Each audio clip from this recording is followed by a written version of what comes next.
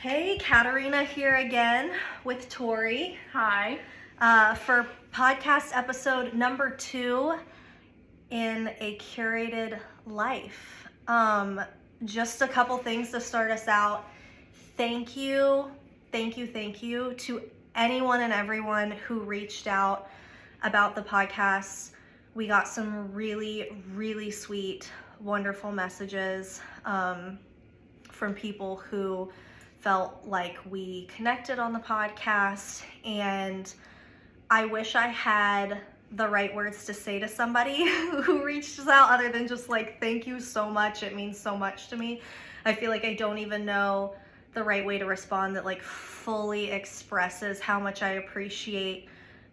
I'm a words person anyway, and I think Tori is too. We both It's are. probably part of why we get along really well, but why we can do a podcast. Yeah. But it just really meant a lot to know that on some level, for some really great people, there was a connection felt, and that the message meant something to people. So I really appreciate that. I know Tori appreciates that.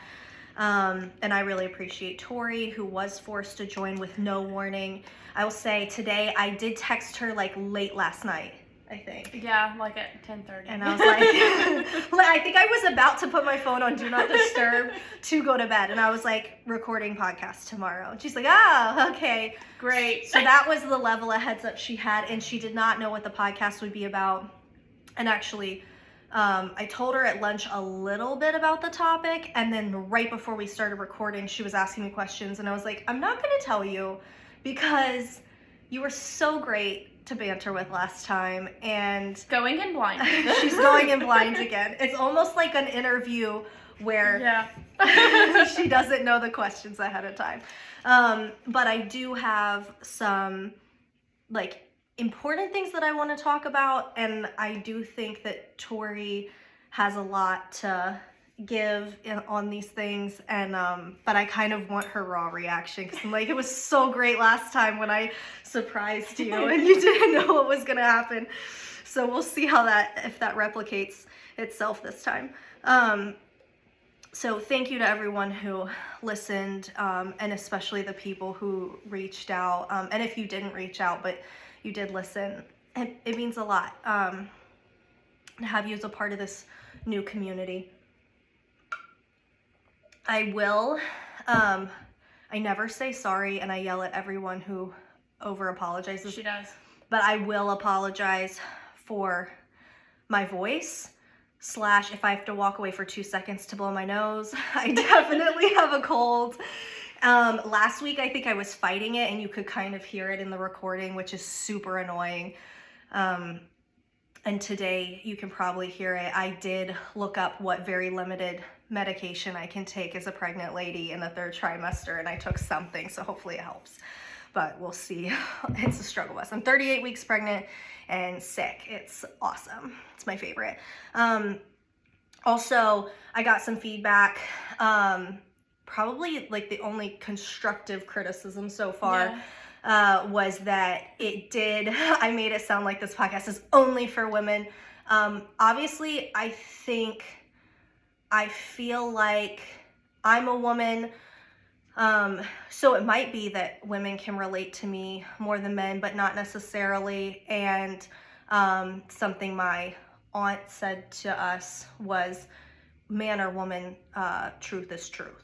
So the podcast is for everybody. And also on that lines, when I listened back to the podcast in order to put notes in to post it, I noticed something that I had said about men aren't raised this way, women are raised this way. And I think it came out wrong. I was not trying to say, this isn't something that someone else pointed out, something I heard, and I was like, oh, that was not a correct way to say that. I'm not trying to say that women are inundated with messages growing up and men aren't. Everyone is, excuse me, everyone is fed messages by the communities, the environment, the culture growing up. I think the messages are very different for women than they are for men. And there's a lot of toxic messages for women and men either way. So I just want to make that clear that like, I don't think that men are fed all positive messaging growing up and women aren't. That's super not true.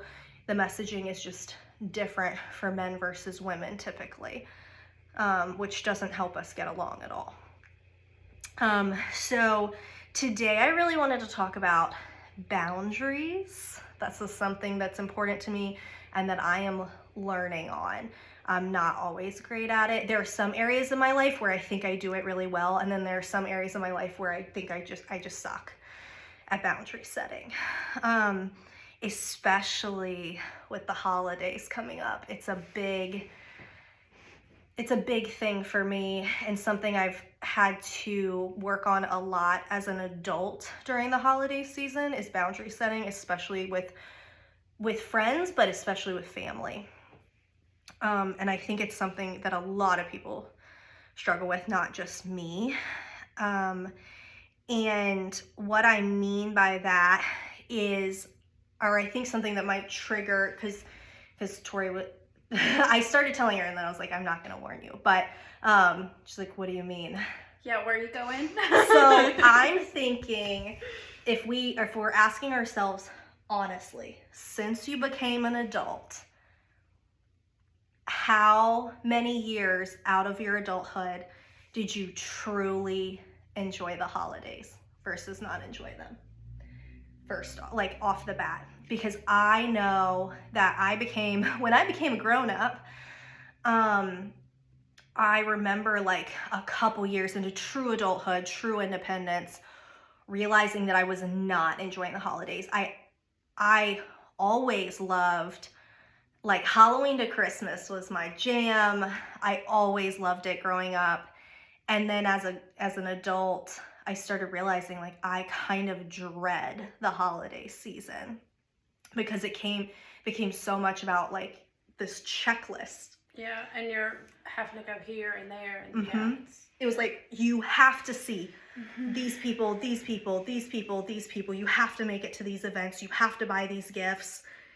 And it became a set of chores instead of an opportunity to spend time with people that you care about. And it ruins the holidays. Yeah, you're exhausted.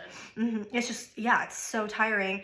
And it's supposed to be this time to recharge and reflect and be grateful and take time with the people that you care about. And it can become this like dreaded, ugly, oh my gosh, we're having to move at 1,000,000 miles an hour just to not piss anybody off. And I think I started setting boundaries with the holidays and saying like, okay, I can't make it to, I'm not going to make it to every single possible family thing. At the time, in the beginning of my adulthood, I was in a serious relationship. So that included my side of the family, that person's side of the family, and then we were married, and it was just really tough. And his parents are divorced, so it was like there were so many groups of people to please. And the point, I think it is such a shame to have a holiday season where you've signed up to do things that you don't want to do on a level where it takes the joy out of the holidays. Does that give you a little more? Yeah. Does that make sense? Yeah, the holidays for me is just, it's always a cluster, and it's always stressful, especially since my family's, 600 plus miles away. They're not here. Yeah, so it is stressful. I knew that was the something. holiday season is, it can be tough. Yeah. I was like, I know that Tori has stuff to contribute. And poor Tori's like, Kat, I can't talk about this on a podcast. I'm gonna upset somebody. We're probably gonna upset somebody. Sorry. It's not because you don't love all of your people, but it's really hard sometimes to enjoy Thanksgiving, a Christmas season, whatever it is, when it becomes so much about checking boxes and making sure you're not hurting anybody's feelings, when it really should be about like celebrating the season and taking time with your people and enjoying where you're at and where and you just can't if it's if it's a bunch of chores. So this second episode, I think I want it to be about boundaries, but also like specifically around the holidays and with family. I think one thing that I probably do a better job at than some people, one of the ways that I'm good at setting boundaries would be if I realize that a person or a set of people do not pour back into me. I tend to do an okay job at being like, okay, you know what? I don't need to give to these people anymore. I don't need to make an effort to go to their house. Like, I love seeing them when I organically see them, but if it's just going to be dramatic or a pain or unenjoyable when I'm there, I'm not going to make an effort to include them in this inner circle of mine, friends and family. Now that can be really tricky with family, it is. and there are family members that don't always get that. Especially when you're a people pleaser. Yeah. Yeah. So that's it's probably because I'm an a-hole. Like, I do a better job. I'm not totally a people pleaser or a rule follower. Yeah, that's where I think that we're really different. Oh, totally. So I don't know. And Tori, I think, is like so much in the crux of things evolving with holidays. Tori's in a very long-term serious relationship. So you also have to try and prioritize somebody else's family with the family that you have here, but then also family that you have far away. Yeah. And then I guess it's for me, it's hard because I have like FOMO. I mean, I'm in a position where I have to choose one set of family because we're so spread apart. And there's been many Christmases where I didn't get to spend them with Daryl or with Daryl's family, my boyfriend, because we were in Tennessee or Mississippi or, and for him, it's hard to not always do the things that he's done over the years because that's just how it's been. And I think that's really hard for our age, especially, is like we're stuck in the, well, this is how we've done it this far. Tradition. Yes. And taking that and trying to get out of it when you're an adult and to adulthood and making it what you want it to be is so tough. It's so hard. Especially, with your parents even expect you to, your grandparents do, and it's always the, well, you don't know how much time your grandparents have, and you have to spend time with the family members that you see literally that year, once a year you see them. So yeah, it's definitely really difficult. It's to manage. Super, super difficult. And you bring up a good point, is a lot of times we get told, like, but the only time you see these family members would be if you show up on Christmas. If you don't show up, you're not going to see them. And I'll say that was for me the first point where I felt comfortable drawing a boundary. Because I used to have a lot of family, and I care about those people for sure. They're great. But I had a lot of family where the only time I saw them was on Christmas. Yeah. That was the only day. And that's been like that for me too. And it's hard too.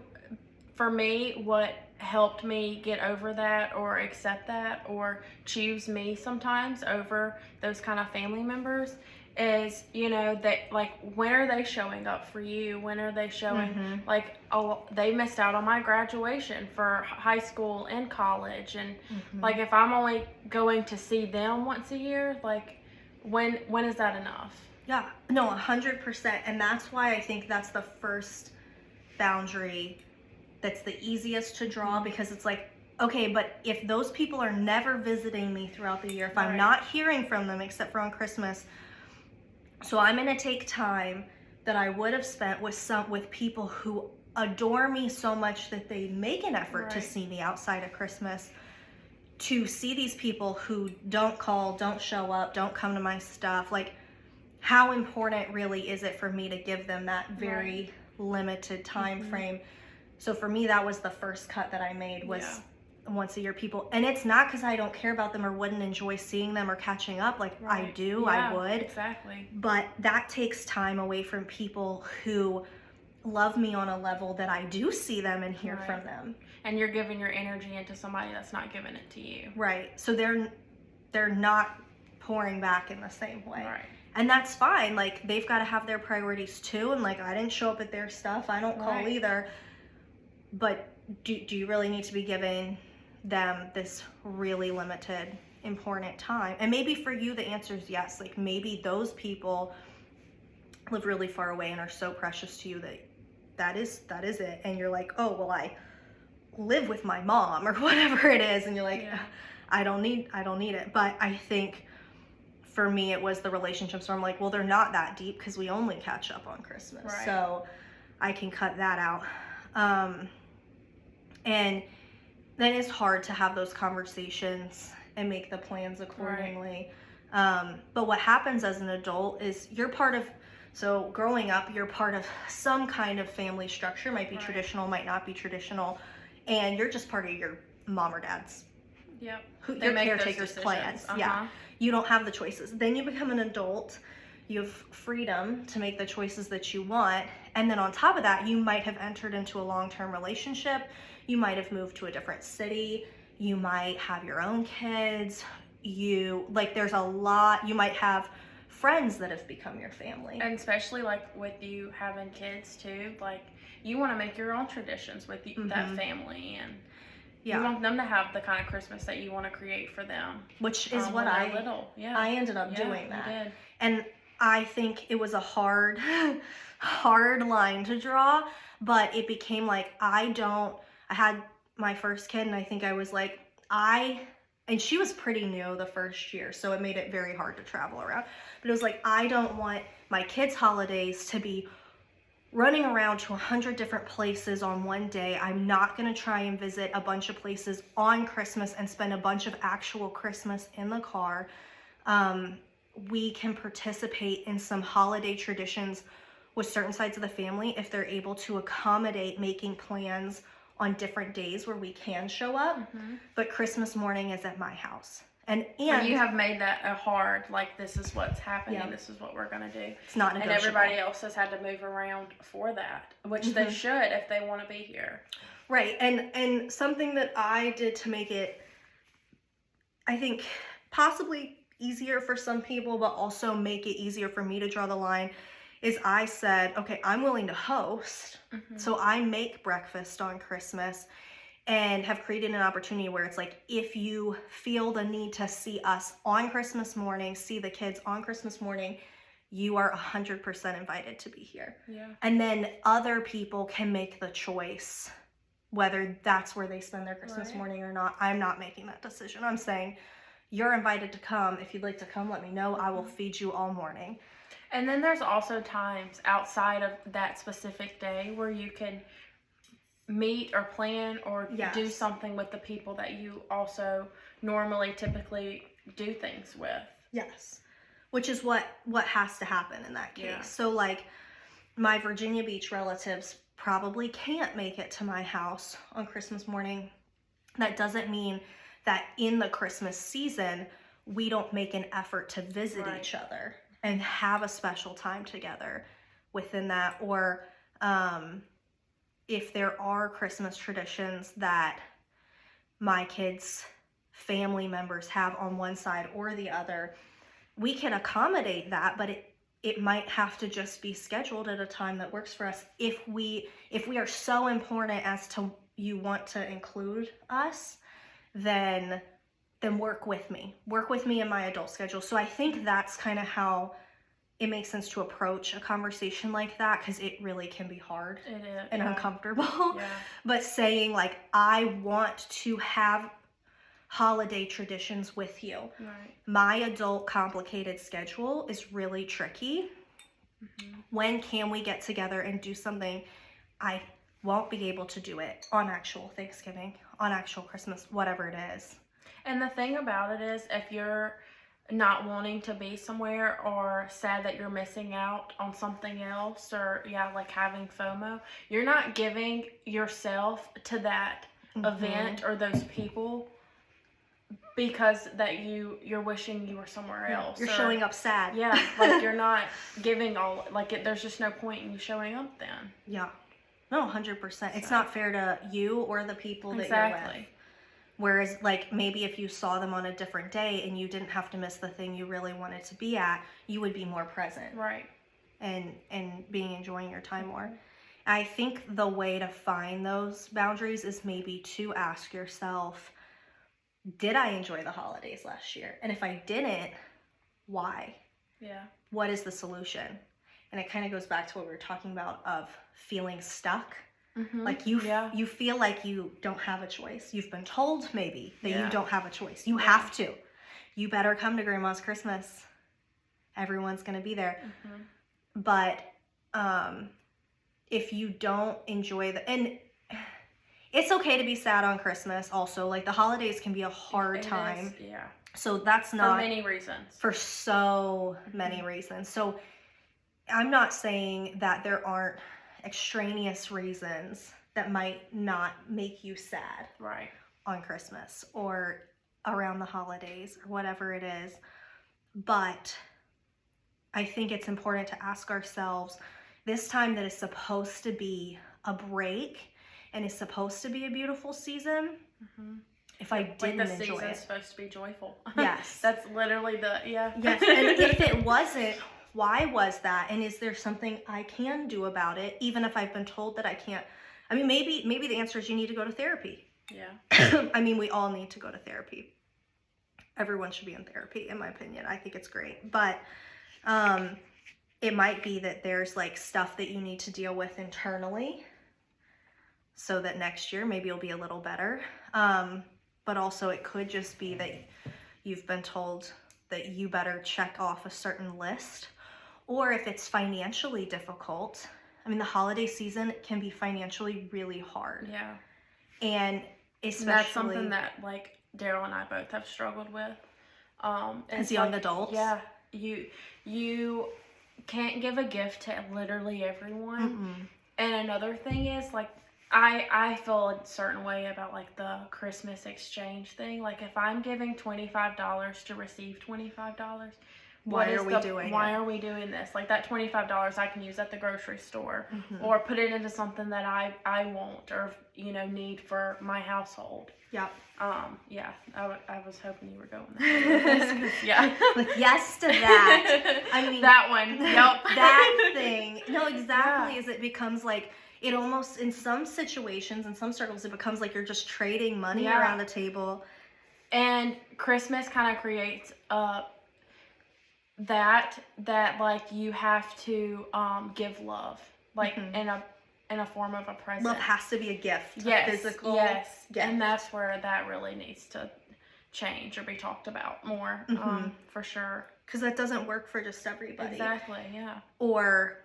Or it could create a hardship where it's like this season is not supposed to be about that, about making it difficult for people to afford. I mean, yeah, every year I'm like, okay, I got to save up for Christmas. I mean, it's like, that's stressful. It's breaking that habit, yeah. And I know I've had circles where I've had to say, like, hey, let's not get each other gifts. Let's just be together, share a bottle of wine. My family's done a good job of, like, let's share experiences together than spending money on gifts. Like, this is something that we can remember forever, like going on a trip or something. Oh, I love that. Also is a good form of doing that. Like, maybe you could ride in the car and go look at Christmas lights together. Let's not exchange presents. Let's just go be together in a Christmas spirit.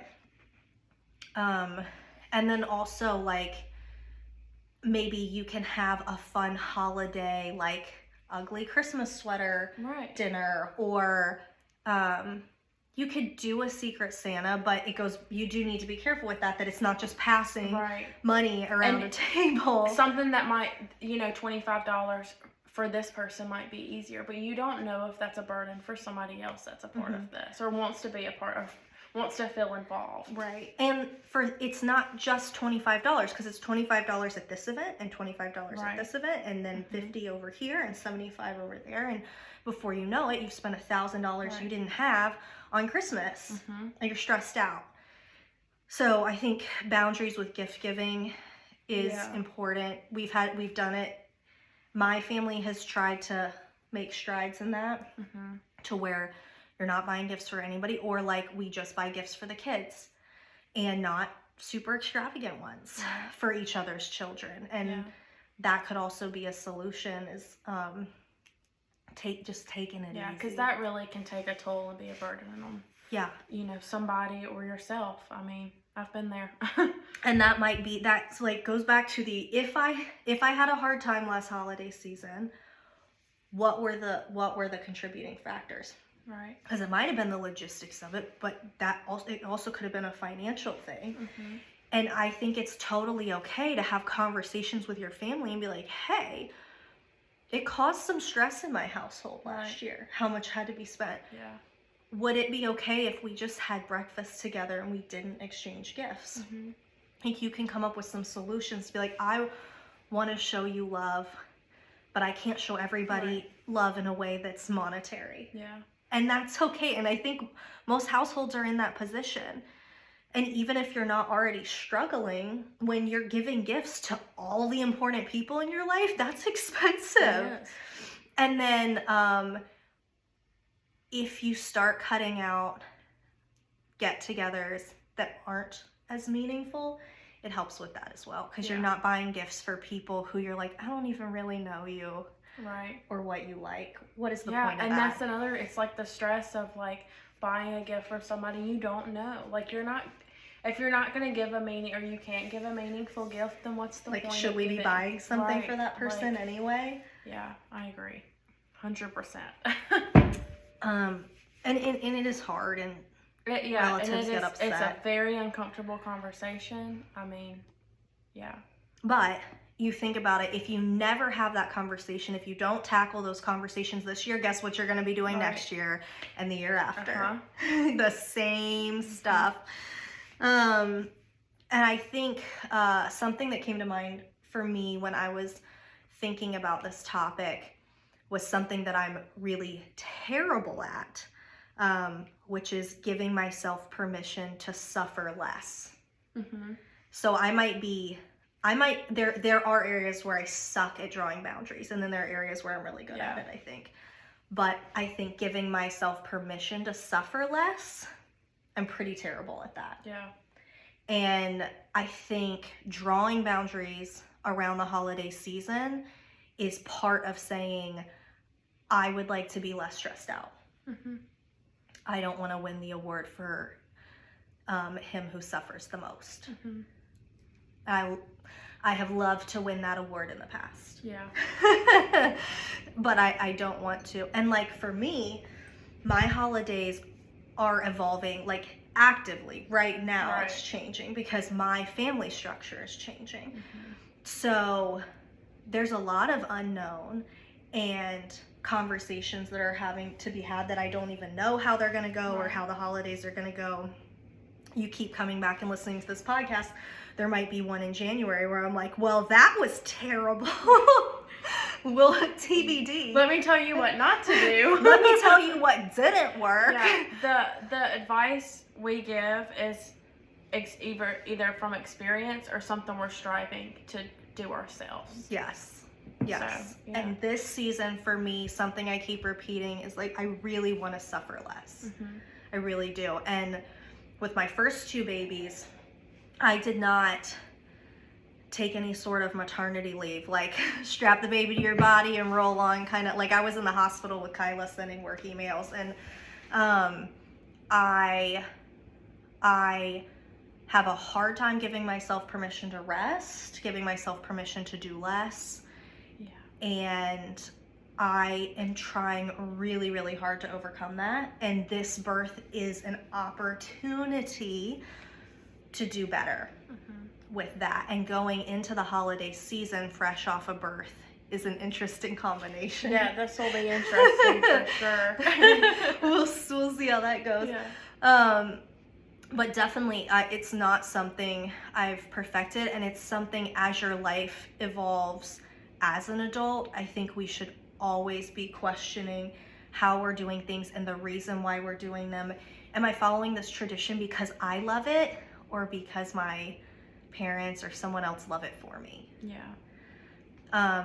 And I know something that Tori is, like, we're going into Thanksgiving, and like there's gonna be Thanksgivings that you're gonna have to miss. You have to choose. Yeah. And that's really tough. Or for me, I have chosen to this year give up more on Thanksgiving to get more on Christmas. And that's kind of what you have to do, really, and especially like in your situation is say, okay, where can I give to get? And Thanksgiving is not as important to me. I grew up going to Virginia Beach for Thanksgiving and Christmas, and then little by little things had to change. And this year, the plan, last year, even though I was not married, my kids and their dad and I had a Thanksgiving day together. It was actually really great, and we do intention to do holiday things as a family together as a family as much as possible. I think that's, for us, we're very fortunate that we can do that. Not everybody should be doing that. Can or should. Yeah, exactly. That's not always a healthy situation. But this year, so their dad's family has a Thanksgiving tradition that is very important to them, and I know that. And so we've talked about him taking them 2 hours away from here to do Thanksgiving with his family, because that tradition is very important to them. My family doesn't have a big Thanksgiving that I feel that's crucial for us to be at, or I don't want to leave town and drive hours away to Virginia Beach or anywhere when I'm this pregnant. So it's something where I'm like, okay, that's really important to you. I'm gonna give a little on that. Christmas morning must remain the same. We must all be together as a family, and that's you can in their negotiate house. that by doing this, finding what's important to you. So for me, my Thanksgiving is going to be really low key, and like there are ways to make up for that time. Maybe I'll have a really great breakfast with my kids that morning, or maybe the next day. We get so caught up in needing to have certain things the day of the government sanctioned holiday. It's like, what makes Thursday different from Friday? Exactly. It's not.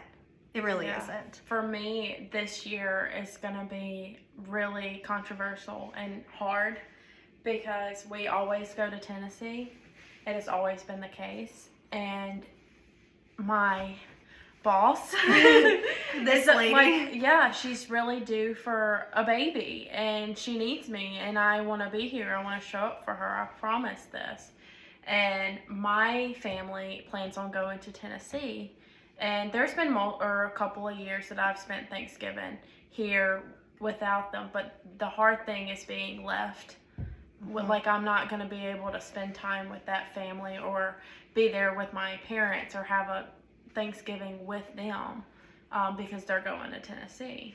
So it does make it difficult, but I'm gonna stand my ground on it. I mean, and I really appreciate Tori being here. She is like inner circle, part of my main support system, for more reasons than just her working for me. Like, we love each other. I wouldn't call her in a birth type situation if I didn't love her and feel very comfortable with her, and my kids love her. So she's one of my people. And so I really I feel very a part of your life and your circle and your girls. And I will say, hearing you say that about how hard it is to be left, something my sister and I have said to each other for a long time, because she hasn't lived since college.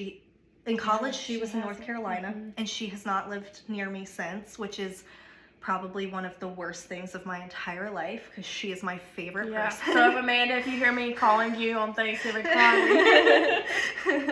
It's so tough. Yeah. And something her and I have said to each other many times is, it is always harder to be left than to be leaving. It is always, it's better to go than to be left behind. And for some reason, it's just so much harder to be left somewhere. Yeah, it is. To know people are going somewhere without you, having an adventure without you, and you're staying behind. Yeah, you're missing out. That's really tough. And I usually feel that, like, anytime Amanda leaves town is horrible for me. Like, if she ever comes to visit, which she doesn't get to visit here a lot, but it's, it's hard to be left. Even when it's not feasible to go. And even when it's your choice, like, might be a boundary you've drawn. Yeah, because, traditionally we go to where our parents live, like Daryl and I both go, and we'll go there, but my parents aren't going to actually be there. They're not going to be home. So that, it's going to be hard. That is tough. And I do anticipate when my girl's dad takes them on Thanksgiving, even though that was a choice I made, I offered and that. That's same here. It's going to be hard to be left. Yeah. But I think it is important to draw boundaries and make choices where, like, okay, this is kind of hard, but the holiday season overall will be more enjoyable and more doable with this new structure. And I won't regret the choices I've made so much. Yeah. Oh, which is so tough. It's so tough. But I think it also goes back to choosing to suffer less. So even if that means you feel a little bit like you're missing out, or you feel a little guilt, which we can. Yeah. And the stress level, like, I mean, you know this and I know this, like, with our kind of job, going out of town itself, it's stressful. And it's so hard because we have to be present. We have to. Well, I mean, next week is Thanksgiving week. We have very important out-of-town clients coming in for meetings that, like, had to be scheduled months ago that are extremely important. Like make or break meetings. Yeah, like this is, I mean, it's the difference between a contract and not a contract. And they're going to be here Tuesday and Wednesday. Yeah. And that's it. The day before Thanksgiving. The day before Thanksgiving. Could not, could not have happened any other day. Like, tried to, could not make it happen. They could not be here.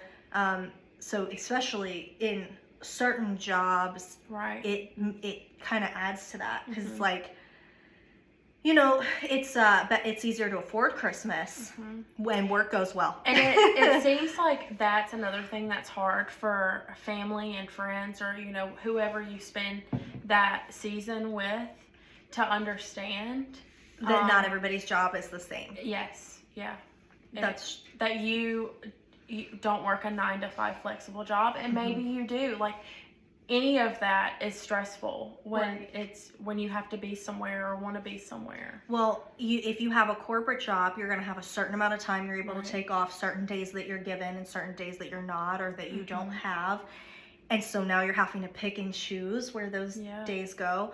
Or for us, the like 3 days that you get or 2 days that you get off for the year. Where do you give those? Yeah, that's like a corporate job, or you have one that's like ours that is more flexible, but we create that. Sometimes it doesn't work that way. Right. Well, and I eat what I kill. So it's like, if we don't show up for these clients, and now Tori's licensed, so she's even more invested in that. And Tori does a good job anyway, even before she was licensed, of showing up for me and, like, being a part of what we were doing, because she understood what that meant. And it's like, her job only exists if my job goes well. Right.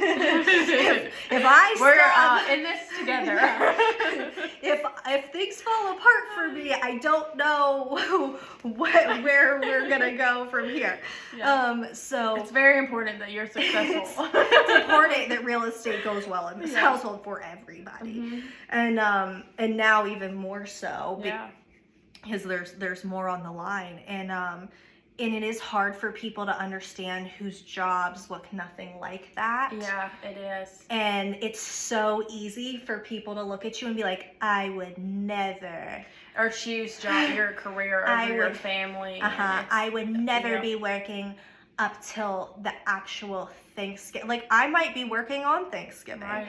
And I get feeling that way, and my job is not for everybody. It's not, and our feeling about that isn't for everybody either. I mean, but it is what I've chosen. It's what I am. It's how I support my family.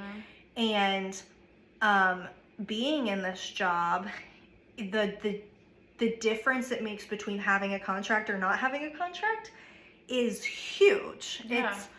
It's colossal. Especially in this season. Yeah, exactly. It's a very we big should deal. be thankful. Yeah, I am very thankful that these clients are coming in town on Thanksgiving. I am so grateful. I mean, the market is tough. Like, there are a lot of agents that are really struggling. Exactly. And so we'll reverse that into we're thankful. Yes, we are grateful for the work. We are not in that boat, and we don't want to be in that boat. Yeah. So that's more how we have to see it. So, and it's the mindset you kind of have to have to do this. Yeah. This job specifically, any sort of like commission, 1099, self-employed. And it still, you can refer back to that for like a corporate job. I mean, you've got this set amount of days that you have off. How are you going to spend in the year? them? How are you going to spend those? And who are you going to spend them with? Are you making the right decision? Is this what you want? Yeah. Is this what's going to make you happiest? Is this going to like fill your cup up? So. Right. Or are you going to spend those days stressed out, running around way too much, and then you're like, well, now that I'm more exhausted, let's go back to work. So it's so important, I think, to question what you do in each season and why you're doing it, and if it's the way you should be doing it for you, for the life that you've created, and to make sure that you're investing your time and your energy in the ways and in the people that really matter the most, so that you can look back on it and be like, don't regret how I did that time. Instead of like, oh, I only got this much time with this person because I felt the need to run to 10 different places, instead of saying maybe, hey guys, this is where I'm going to be at this day. If you want to see me, like, come on.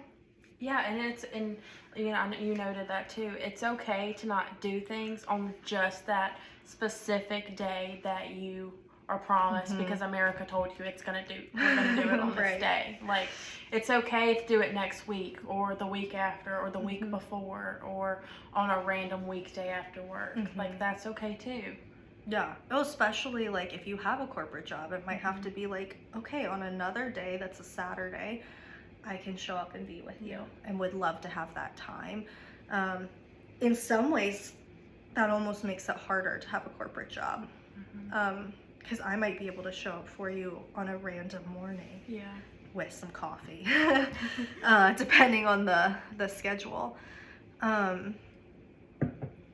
Any other lingering thoughts on that, Tori? I don't have any, no.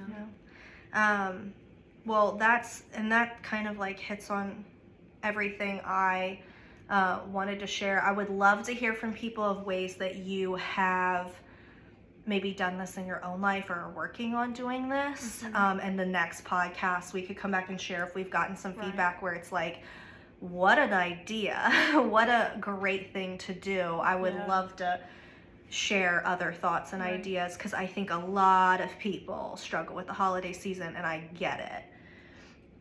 And I'm a hard person. Like, if I struggle with this, I know other people struggle, because I'm like the first person to be like, we're not doing that. It's too much. They don't serve enough wine at that function. I'm not going.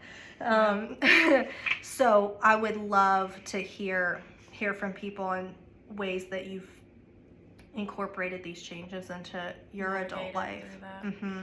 And then also just like any topic really that you would like us to touch on. Yeah, so let us know. We're open. We'll add it to the list. Yeah, we're trying to be really raw and real and vulnerable.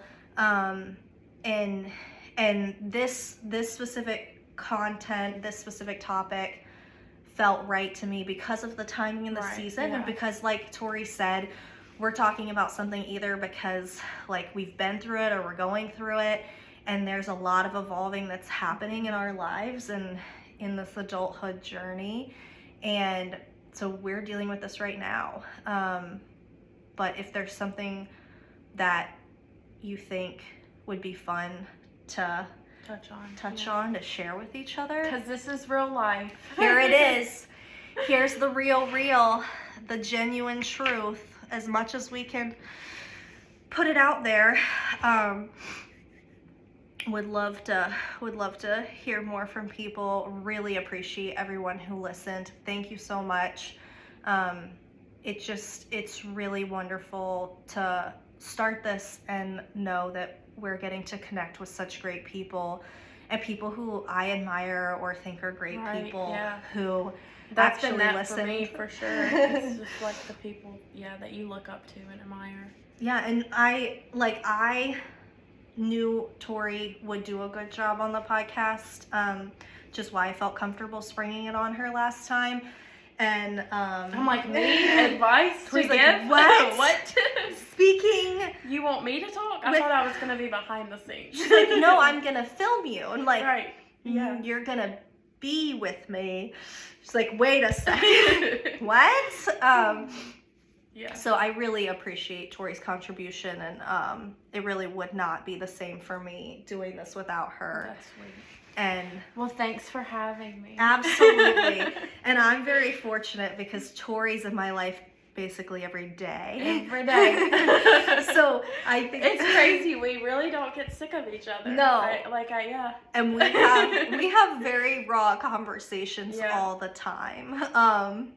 We're definitely both. Yeah, we do this off the camera. This is real. For sure. Yeah, this is just another conversation that we would probably already have. I think it's so natural for us too. So that's and it means a lot to me to be able to start this with Tori coming on, and that's sweet. It makes me more comfortable for sure because she's someone I would be talking to about this stuff anyway. So yeah, this isn't forced at all. This is well. I did force her to be clear, but we're good. We got through the first one. Was non-negotiable. But the actual conversation and the way that we share is very genuine and very authentic. Like, we do want people to know that there's no script. That's probably very clear. It's not scripted. Yeah. If you didn't know. If you couldn't tell, there's no script here. But it has a good flow because we do spend every single day together. And we do share a lot with each other.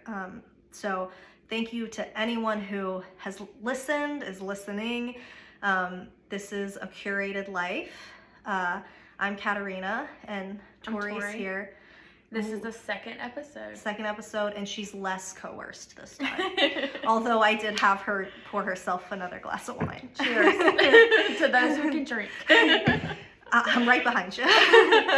So thank you so much for listening, and definitely reach out with feedback, things you'd like to see or hear differently, and we'll talk to you next week. And so I guess there will be another episode airing.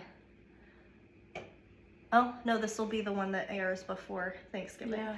So the intention is every single week we'll record, have it live by the weekend. So I hope Thanksgiving goes well for you. Wish you the best. Good luck. Take our advice. Do your best.